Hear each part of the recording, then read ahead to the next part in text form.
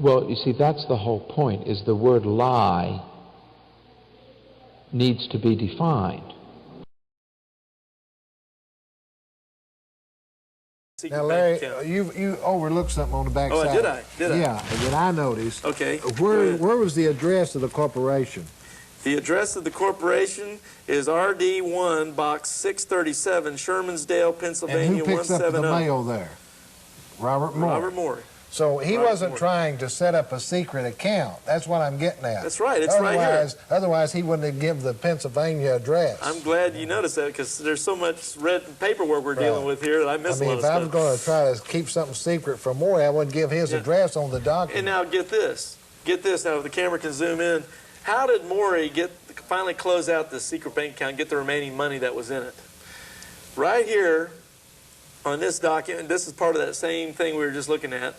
This was right from the bank. I got this copy from the bank copier at Franklin Federal. But now, whose name is right there?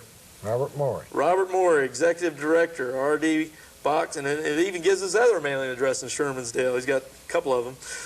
This one's Box 989, Shermansdale. And he's got a lot of his other people out of Pennsylvania. Doug Shank, David Helmuth, you've heard of him before, Ann Morey, Kurt Strasser. And this is how he was able to close it out. And the bank told me this themselves. I said, if he's not a signee on the account, how did he get the money? Well, the corporate records.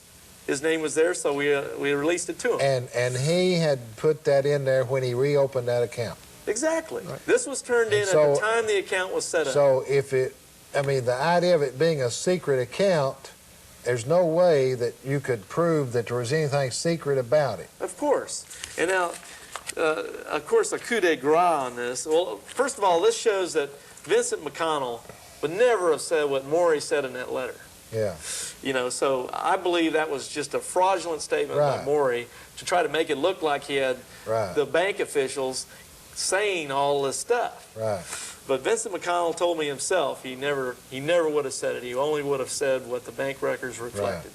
Right. Now for the famous checks of the secret bank account. I guess, Gary, since you wrote this check, this is the commemorative check. This is the very first check written out of the secret bank account at Franklin Federal. And I don't know, I'll hold it up and you can describe what's there. I don't know how, this is really kind of a bad copy. We'll be able to show you better ones here. Well, first of all, when I opened this bank account, Robert Morey told me that he wanted all the funds for the deposit out of that checking account. So the very first check I write, it's unnumbered. It's one of these temporary checks. It's for $1,229.70. And it's written to the Research and Education Foundation. And this was the initial deposit into the checking account.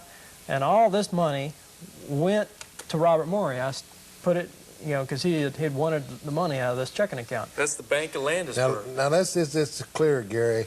You deposited the first deposit. Right. You wrote a check for that amount, first check, to Robert Morey. Right. And this is out of the account that Morey supposedly knows nothing about. Right. And you send that check to him, and where does he put it? He puts it into the Bank of Landisburg, which is in Pennsylvania. And who has the control over that account? Well, let's take a moment here. I just happened to do a little research on that, and we'll clip it into the video. Little audio conversation I had over the telephone with the Bank of Landisburg with some nice people there. Got permission to get a recording, and we'll just hear what the Bank of Landisburg has to say about this account. Landisburg, Robert speaking. May I help you? Hello, yes. This is the Bank of Landisburg. Oh, I'm trying to get some information on a bank account there.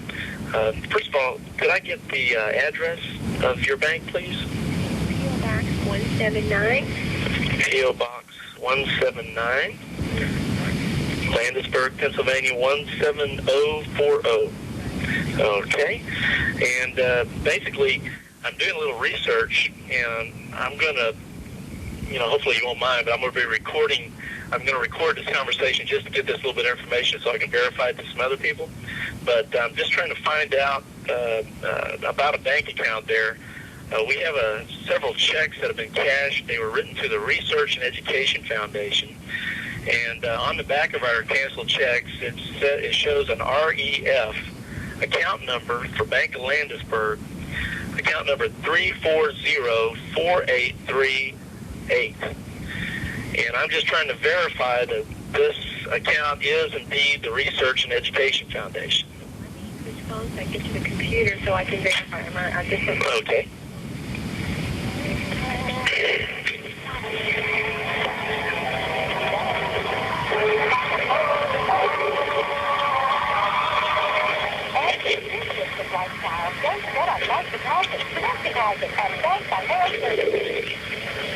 Sir? Yes. Research and Education Foundation.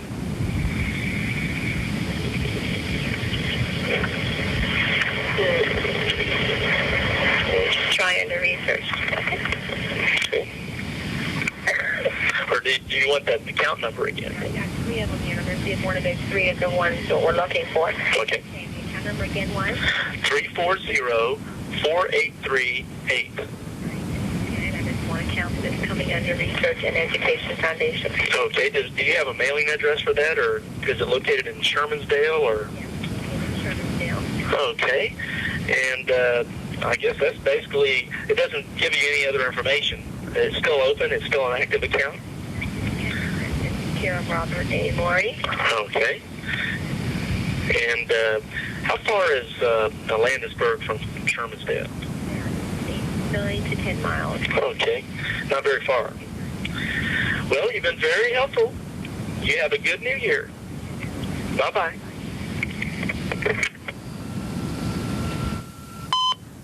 End of messages.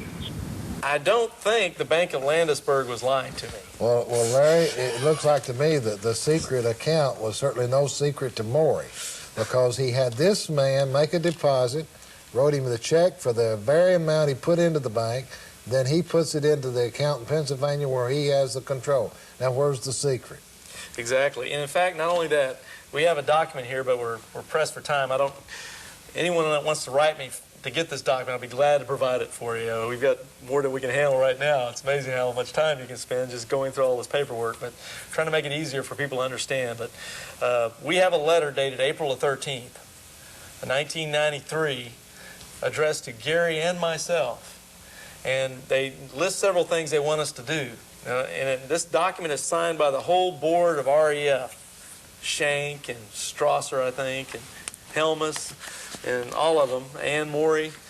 And on that letter, and one of the points, they tell us to take money that's coming in from the Texas mailbox and deposit it into the bank account and then cut them a check, basically, and send it to them.